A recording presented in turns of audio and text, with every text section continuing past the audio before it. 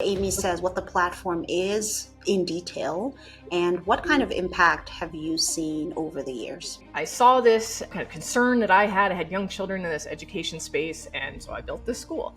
During my work there, started to realize the impact of family violence, of domestic violence on families, and the failures of the system to essentially do kind of what they promised to do, right? We say like, hey, if you're in an unhealthy relationship, or certainly a violent one, you need to end that relationship. The abuse will stop. The systems will protect you.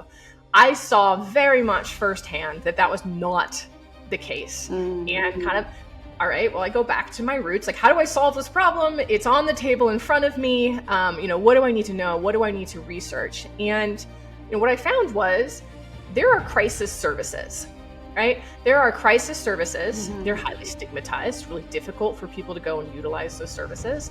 At that point, kind of their needs are so acute and so heightened that a vast amount of damage has already occurred.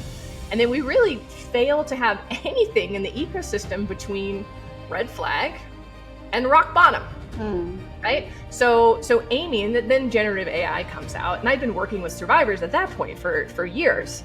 Generative AI comes out, and I thought, well, and my co-founder, Stephen Nichols, can AI, if we build it right, if we build it safe, if we train it in the right ways, if we give it a unique set of tools that reflect the needs of survivors, can we create an ecosystem of support that prevents the type of escalation and violence that lands someone in a domestic violence shelter? Because I can tell you, there's been years of issues prior to that moment, sometimes literally decades, right? A huge swath of opportunity for intervention.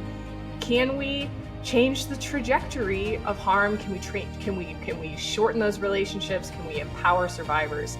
And then post-crisis, like I said before, that, if you leave, the system will protect your children, it'll protect you.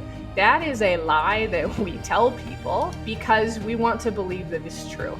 The truth is that the system fails to do the most basic thing that survivors need, and that's to believe them.